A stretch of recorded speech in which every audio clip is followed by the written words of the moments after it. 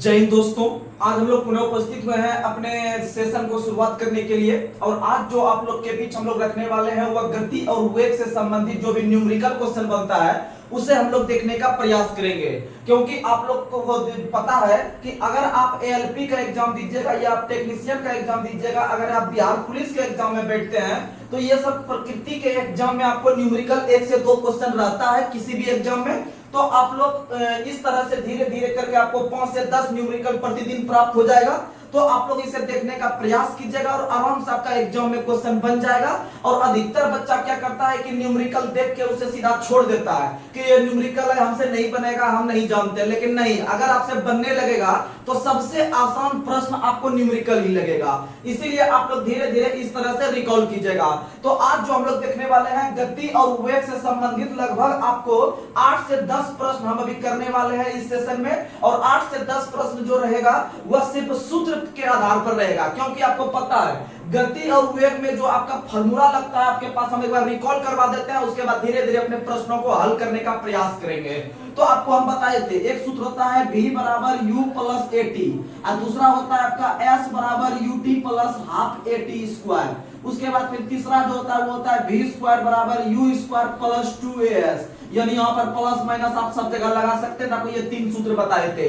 और चौथा आपको बताए थे Sn बराबर, आप लोग मैथ में Sn का फॉर्मूला पढ़ते होंगे कि Sn बराबर होता है u plus half a into 2t minus 1। तो वही वाला फॉर्मूला हम यहाँ पर भी देखने का प्रयास करेंगे। तो ये 4 गो फॉर्मूला है। अब थोड़ा सा आपको इसमें हम एक्स्ट्रा फैक्ट देते हैं। जैसे मान लीजिए कि अगर आप मान लीजिए ये जो v बराबर u प्लस माइनस 80 है, ये प्लस माइनस में हम कौन सा यूज, कब का प्लस करेंगे, कब हम माइनस यूज करेंगे, तो आप लोग इस पे ध्यान दीजिएगा। अगर g का मान या a दोनों एक ही चीज हो गया। g का मतलब हो गया ग्रेविटेशन फोर्स, यानी गुरुत्वाकर्षण त्वरण, छोटी चीज इसको हम लोग कहते हैं, जिसका मान होता है 9.8 मीटर पर सेकंड स्क्वायर। और ये जो आपको a लेते हैं इसको हम लोग एक्सीलरेशन कहते हैं, यानी त्वरण। यह भी एक प्रकार का त्वरण हो गया, अर्थात इसका भी जो मात्रक होता है वह मीटर पर सेकंड स्क्वायर होता है। अब मान लीजिए कि किसी वस्तु को अगर हम ऊपर की ओर फेंकते हैं तो मेरा g का जो मान होगा वह माइनस में जाएगा। किस में जाएगा? माइनस में। आप लोग को हम बहुत बार बता चुके हैं, हम लोग जो क्लास करते हैं साइंस का उसमें बता चुके हैं। अगर ऊपर से नीचे आएगा तो g का मान प्लस में आएगा। किस में आएगा? प्लस में आएगा। तो जैसा आप लोग को पता है, तो चलिए हम लोग इस सवाल को देखने का प्रयास करते हैं। और इस तरह आप लोग अपने कॉपी में या जहां पर भी आप पढ़ रहे होंगे, आप 8 से 10 बार बनाने का प्रयास कीजिएगा, आपसे क्वेश्चन बनना शुरू हो जाएगा। और जब भी आपको क्वेश्चन मिलेगा तो आप आसानी से जो है कि उस क्वेश्चन को हल कर पाएंगे। तो चलिए देखिएगा इसको हम लोग हल कैसे करते हैं। देखिएगा, सबसे पहला आप काम यहाँ पर देखिए कि आपको दिया वो सवाल में क्या क्या है। पहला अप्रोच आपका ये होना चाहिए कि सवाल में दिया क्या क्या हुआ है। तो आप लोग देखिएगा, कहता है यदि एक ट्रॉली विरामावस्था से, विरामावस्था का मतलब होता है कि वह गति में नहीं है, विरामावस्था का मतलब होता है वह विराम में है। यानी जहां पर मान लीजिए यहाँ पर हम अगर खड़ा है तो यहाँ पर ही खड़ा रह गए, इसका मतलब हम विराम अवस्था में हो गए। लेकिन जब हम आपके तरफ चलना चालू कर दिए या शुरू कर दिए तो आप समझिएगा कि हम गति के अवस्था में आ गए हैं विराम से चालू होके। तो विराम का मतलब होता है अस्थिर हो जाना। तो यह सवाल है, यदि एक ट्रॉली विरामावस्था से 2 मीटर पर सेकंड स्क्वायर के त्वरण के साथ गतिमान होती है, यानी कि पहले वो किसमें था? विराम में, और तब जाके वो किसमें कन्वर्ट हो गया? 2 के स्पीड में, यानी 2 मीटर पर सेकंड स्क्वायर, यानी त्वरण का मान दे दिया है 2 मीटर पर सेकंड स्क्वायर से गतिमान होती है। तो 4 सेकंड के बाद उसका वेग क्या होगा? तो समझिएगा यहाँ पर दिया क्या क्या गया है। तो आप लोग को यहाँ पर दिया गया है यदि एक ट्रॉली विरामावस्था में है। अब आपको यहाँ पर 2 चीज हम बताते हैं। अगर इस तरह के सवाल में आपको प्रारंभिक वेग जो मान लिखना पड़ेगा, प्रारंभिक वेग को हम लोग u से सूचित करते हैं। और अंतिम वेग जो होता है, अंतिम वेग यानी कहां पर जाके हम उसको छोड़ दिए हैं तो उसको हम लोग v से डिनोट करते हैं। और समय को हम लोग t से डिनोट करते हैं। किससे डिनोट करते हैं? t से। तो इस तरह के सवाल में हम लोग देखते हैं कि हमको क्या क्या दिया है। तो कहता है यदि एक ट्रॉली विरामावस्था से 2 मीटर पर सेकंड स्क्वायर के त्वरण से गतिमान होती है तो 4 सेकंड के बाद उसका वेग क्या है। यानी कि आपको विरामावस्था जो दिया गया है, अर्थात u का मान हमको कुछ नहीं है, क्योंकि विरामावस्था में है। प्रारंभिक चाल जो है, जो विराम अवस्था में है, प्रारंभिक वेग का मतलब हो गया विराम अवस्था। अब विराम अवस्था में कोई भी गति उसमें नहीं होती है, मोशन नहीं होती है। इसका मतलब है कि आपको u का जो मान लेना है 0 लेना है। कितना लेना है? 0 लेना है। उसके बाद कहता है 2 मीटर पर सेकंड के त्वरण से गतिमान होती है। यानी g या a का मान कितना दे दिया है भैया? तो g या a का मान दे दिया है 2 मीटर पर सेकंड स्क्वायर, क्योंकि त्वरण का मतलब होता है मीटर पर सेकंड स्क्वायर के त्वरण से गतिमान होती है। तो 4 सेकंड के बाद यानी कि समय का मान यानी t का मान कितना दे दिया है? तो बताइएगा 4 सेकंड दे दिया है। कितना सेकंड दे दिया है? 4 सेकंड। तो बोलता है उसका वेग कितना होगा? तो वेग मतलब कि v, वेग का मतलब v यानी अंतिम वेग हमको निकालना है। समझ में आ गया? बस अब इसको आप सॉल्व कीजिए, आपका आंसर आ जाएगा। आप लोग इसको सॉल्व कीजिए, आंसर आ जाएगा। तो आप लोग देख रहे हैं आपको 3 गो मान दिया है, v दिया है, a दिया है, t दिया है और फिर आपको जो है कि v निकालना है यानी u का मान आपको दे दिया है। तो आप ये अपना सूत्र लगा दीजिएगा, v बराबर u प्लस माइनस at। अब इस पे आप सॉल्व कीजिए। तो देखिए v का मान कितना है? तो v का मान हमको निकालना ही है, तो v के जगह v रख दिए। u का मान देखिए आपको 0 है, क्योंकि प्रारंभिक वेग जो होता है वो 0 होता है। अगर कुछ नहीं दिया है तो u का मान कितना हो गया? 0 हो गया। अब यहाँ पर मैटर करता है कि यहाँ पर हम प्लस दे या माइनस दे।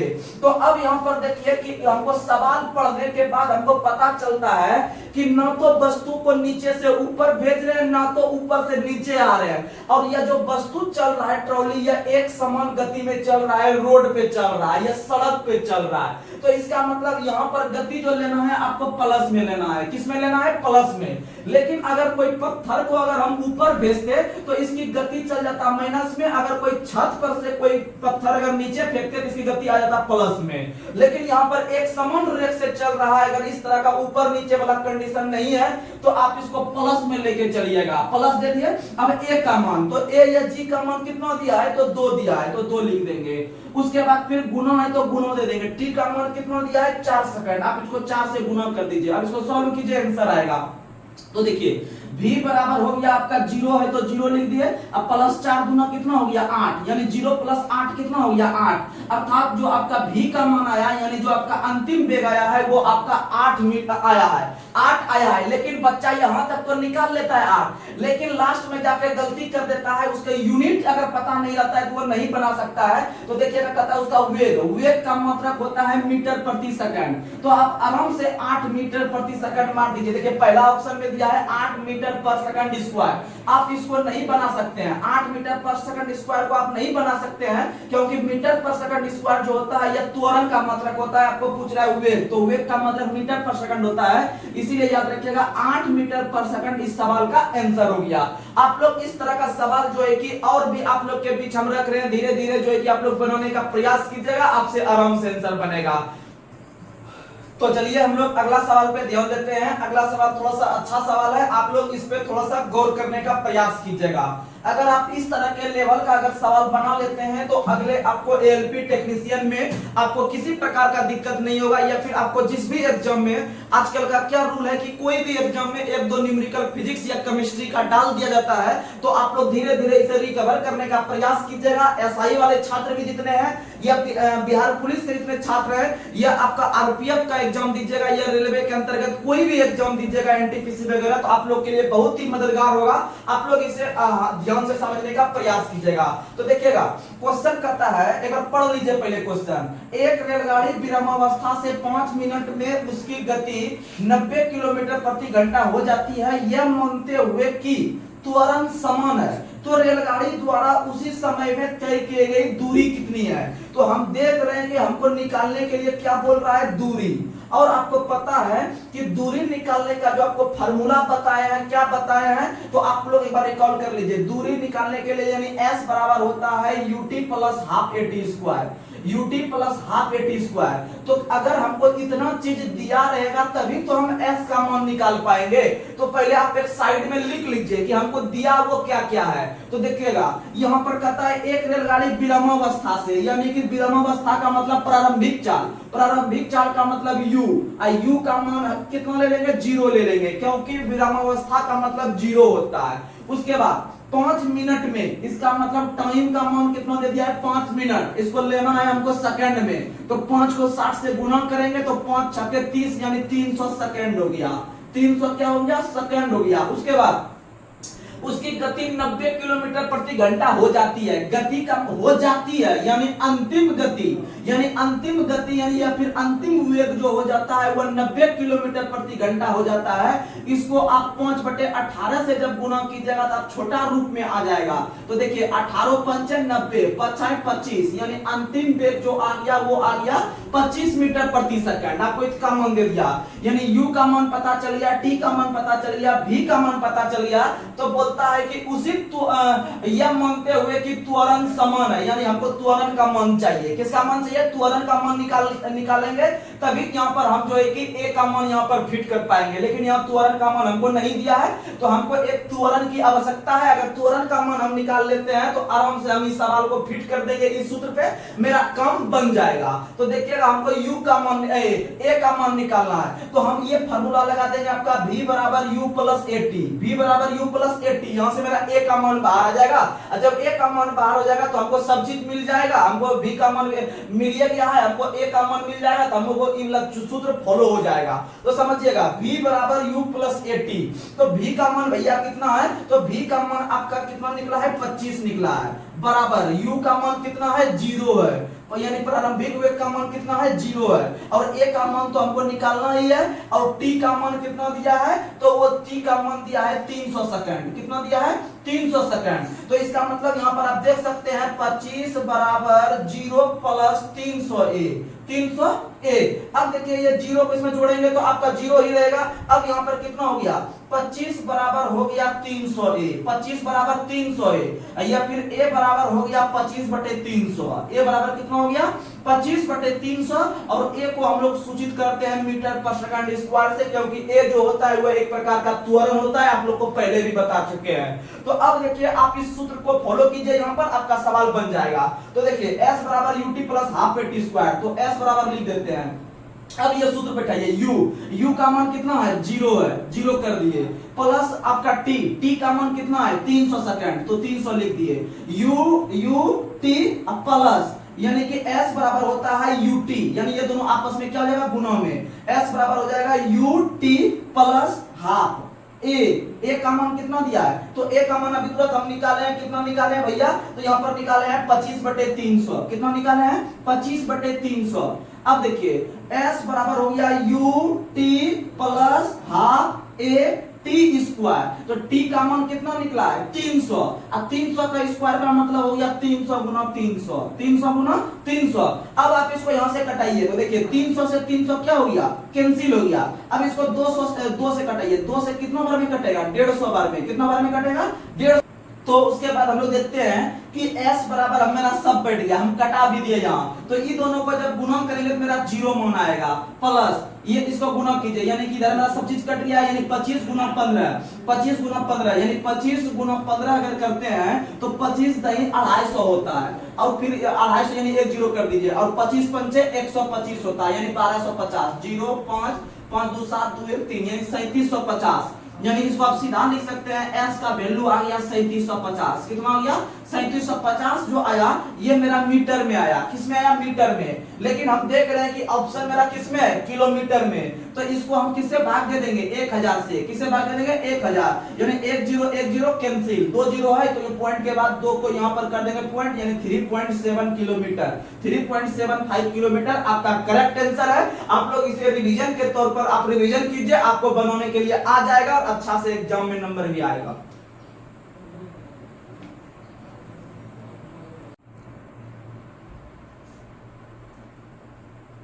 तो चलिएगा अगला सवाल हम लोग देखते हैं। अगला सवाल भी एक बेहतरीन सवाल है। अगर आप इसे समझते हैं और आपको जो अभी हम पिछले 2 सवाल बताए अगर आप लोग अच्छा से समझ पा रहे होंगे तो आपको ये सवाल भी समझने में कोई दिक्कत नहीं आएगा। तो चलिए हम लोग इस सवाल को देखने का प्रयास करते हैं। देखिएगा सवाल पढ़ते हैं आप लोग के बीच। एक रेलगाड़ी 72 किलोमीटर प्रति घंटा की गति से चल रही है, यानी कि पहला जो गति या वेग जो दिया है वह 72 दिया है, यानी कि प्रारंभिक वेग का मान दे दिया है, यानी u का मान दे दिया है 72 किलोमीटर प्रति घंटा। हमको इस तरह अगर बड़ा फॉर्म में दिया है, अगर मान लीजिए आपको ये किलोमीटर प्रति घंटा में दिया है, सिंपली आप मैथ में भी रूल पढ़ते होंगे कि किलोमीटर प्रति घंटा से मीटर प्रति सेकंड में जाने जाने के लिए 5/18 से गुना करते हैं और मीटर प्रति सेकंड से किलोमीटर प्रति घंटा में जाने के लिए हम लोग 18/5 से गुना करते हैं। तो हमको ये देखिए बड़ा है, आपको थोड़ा सा जुगाड़ देते हैं। अब मानिएगा किलोमीटर प्रति घंटा में चाल दिया रहेगा, अगर आपको मीटर प्रति सेकंड में जाना है यानी बड़ा से छोटा की ओर जाना है तो ऊपर में मान रखेंगे छोटा का यानी 5/18 का। लेकिन अगर आपको छोटा से बड़ा जाना है, मीटर प्रति सेकंड से आपको किलोमीटर प्रति घंटा में जाना है तो आपको 18/5 से गुना करना पड़ेगा। समझ में आया? यानी आपको बड़ा से छोटा यानी छोटा जाना है, छोटा आपको प्राप्त करना है, इसका मतलब ऊपर में छोटा रखेंगे। जब ऊपर में छोटा रखेंगे नीचे अपने बड़ा रखा जाएगा। उसके बाद जब आपको छोटा से बड़ा की ओर जाना है तो ऊपर में बड़ा रख देंगे 18/5 से। तो अब मेरे पास देखिए बड़ा का मान दिया है, हमको छोटा की ओर जाना है तो इसका मतलब है कि हमको 72 में जो गुना करना पड़ेगा हमको 5/18 से यानी 18 चौके 72, 5 चौके 20 यानी कि आपका u का जो मान आ गया, u का मान आप सीधा लिख सकते हैं इसको 5 चौके 20 और चाल है तो इसका मतलब मीटर पर सेकंड यानी कि u बराबर 20 मीटर पर सेकंड हो गया। ठीक, आगे बढ़ते हैं। इसे 200 मीटर की दूरी पर रोकना है, दूरी मतलब s, इसको रोकना कितना पे है 200 मीटर पे जाके इसको रोकना है। फिर कहता है 200 मीटर की दूरी पर रोकना है तो आवश्यक मंदन कितना है। और ये जो मंदन जो होता है, मंदन जो होता है, मान लीजिए कि हम पहले 10 के स्पीड से चल रहे हैं, अब हमको 10 के स्पीड से हमको धीरे धीरे अपने त्वरण को या वेग को कम करना है। जब वेग को कम करना रहेगा तो मतलब मेरा चाल धीरे धीरे कम आएगा और कम होते होते कुछ दूरी तक हम तय कर लेंगे। मान लीजिए कि पहले हम 10 के स्पीड से चल रहे हैं, इसको जाके हमको 1 तक पहुंचाना है स्पीड को, तो इसका मतलब धीरे धीरे धीरे अपने गति को कम करना पड़ेगा और गति को यहां तक पहुंचाने में जो है कि कुछ दूरी तो तय करेगा, तो वही दूरी का मान दिया है यहाँ पर। यानी कि इसमें प्रारंभिक वेग का मान दे दिया 20 और s का मान दे दिया है 200 और बोलता है कि आवश्यक मंदन, मंदन मतलब हो गया त्वरण। क्या हो गया? त्वरण। ऋणात्मक त्वरण को मंदन कहते हैं, ऋणात्मक त्वरण को क्या कहते हैं? मंदन। और आपको मंदन निकालने के लिए सूत्र होता है, आप लोग को पता है, होता है a बराबर v minus u by T, a बराबर v minus u by T. अगर मान लीजिए v का मतलब हो गया आपका अंतिम वेग, u का मतलब हो गया प्रारंभिक वेग और t का मतलब हो गया समय। अब मान लीजिए कि आपका अंतिम वेग 10 है और प्रारंभिक वेग 20 है तो जरूर है कि आपका त्वरण ऋणात्मक होगा और वैसे त्वरण को हम लोग मंदन करते हैं। क्या करते हैं? मंदन करते हैं। यानी कि 10 माइनस 20 बटे मान लीजिए 10 सेकंड में जो है कि यह ऐसा कम हुआ तो इसको 10 से भाग देंगे तो आ जाएगा कितना 10 में से 20 घटाएंगे तो यह -10 और -10 बटे -10 यानी -1। ये -1 जो हुआ ये आपका त्वरण हो गया। इसको जब माइनस पे जब त्वरण का मान आ जाता है तो ऋणात्मक त्वरण को हम लोग मंदन करते हैं, वही वाला चीज हमको यहाँ पर निकालना है। लेकिन इसको त्वरण को माइनस में नहीं लिखा जाता है, भले उसको बोलने के क्रम में हम लोग बोल देते हैं ऋणात्मक त्वरण, लेकिन ऋणात्मक त्वरण को हम लोग मंदन करते हैं। ऑब्जेक्टिव में भी क्वेश्चन आता है ऋणात्मक त्वरण को क्या कहा जाता है, तो ऋणात्मक त्वरण को मंदन कहा जाता है या इंग्लिश में रिटार्डेशन कहा जाता है। तो सुनिएगा, तो ए का मान हमको निकालना है तो अब देखिए यहाँ पर, लेकिन सॉरी ए का मान हमको निकालना है तो ए का मान निकालना है, जिसका मतलब आखिर हम कौन सा सूत्र लगाए तो जो कि हमको ये तीनों से जो है कि मेरा यूज हो जाए और उसमें से एक मान निकल जाए। तो हम देखते हैं कि अगर हम लगाते हैं v बराबर, तो v बराबर u प्लस at होता है। यहाँ पर कहीं समय है, समय नहीं है, इसीलिए ये वाला सूत्र नहीं लगेगा। अगर हम देखते हैं s बराबर, तो s बराबर होता है ut plus half at square. यहाँ भी आपको समय चाहिए, समय मेरे पास है नहीं है।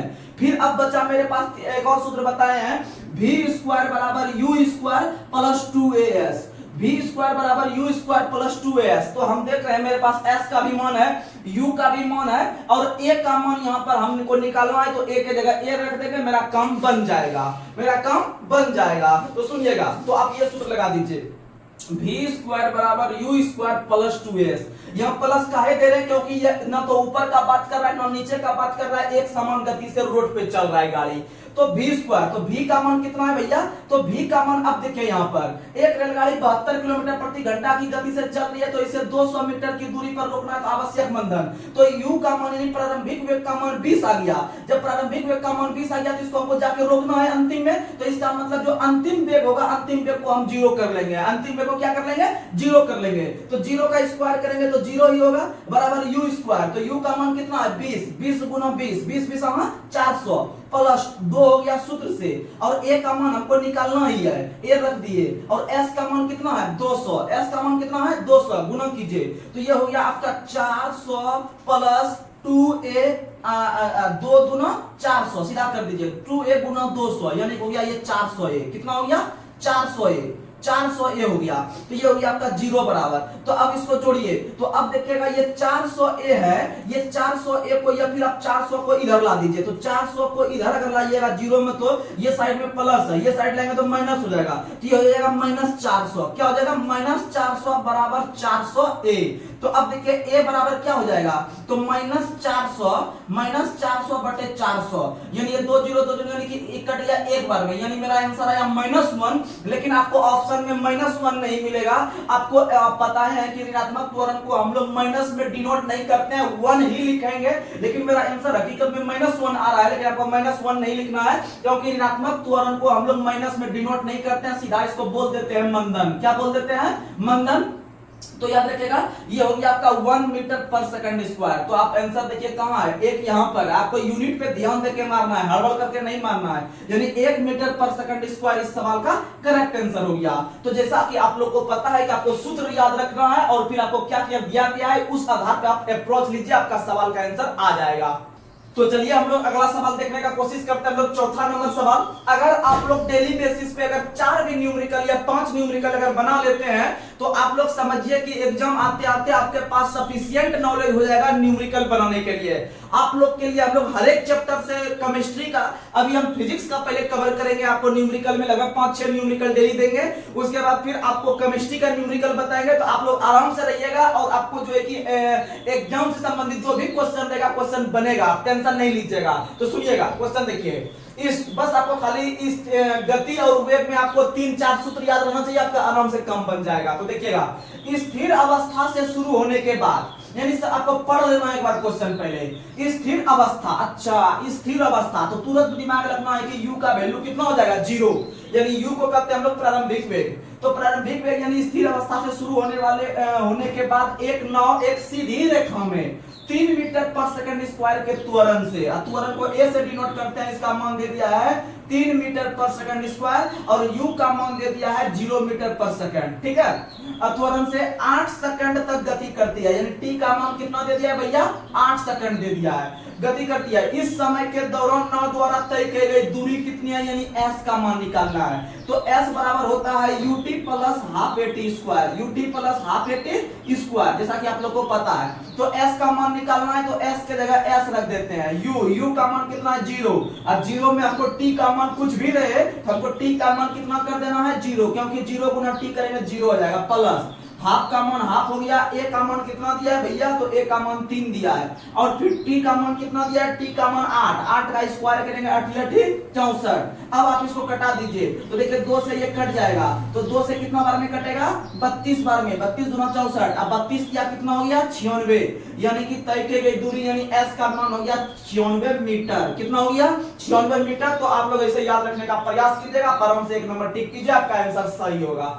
तो चलिए हम लोग अगला सवाल देखने का प्रयास करते हैं। अगला सवाल जो है बस उसी के आधार पर क्वेश्चन है, आपका दिमाग जो है कि हम लोग शार्प कर रहे हैं, दिमाग आपका जो है कि एग्जाम के प्रति कैसा क्वेश्चन आता है या प्रीवियस में कैसा क्वेश्चन पूछा जा चुका है, हम लोग उससे अवगत हो रहे हैं। आप लोग इस सवाल को देखने का प्रयास कीजिएगा, और ये पांचों का पांचों सवाल जो आपको बताए हैं आप लोग 2 बार अपने कॉपी में अच्छे से, या आप जहां रिवीजन करते होंगे वहां पर आप देखने का प्रयास कीजिएगा और उसको बनाने का प्रयास कीजिएगा। और आगे जब भी आपको सेट में मिलेगा या जहां पर आप क्विज वगैरह या सेट प्रैक्टिस करते होंगे या प्रीवियस ईयर को देखते होंगे, तो आपसे क्वेश्चन ये आसानी से बन जाएगा। और एक एक सवाल करके बूंद बूंद करके आदमी जब घड़ा भर लेता है तो आप इस तरह से मेहनत कर करके अपने जिंदगी को एक नए आयाम दे सकते हैं, बस आप लगातार बनकर। तो सुनिएगा क्वेश्चन है, किसी वस्तु का नियत त्वरण जो है वह 10 है। त्वरण का मतलब a का मान कितना दे दिया है 10 मीटर पर सेकंड स्क्वायर। फिर कहता है तथा प्रारंभिक वेग को हम लोग सूचित करते हैं u से,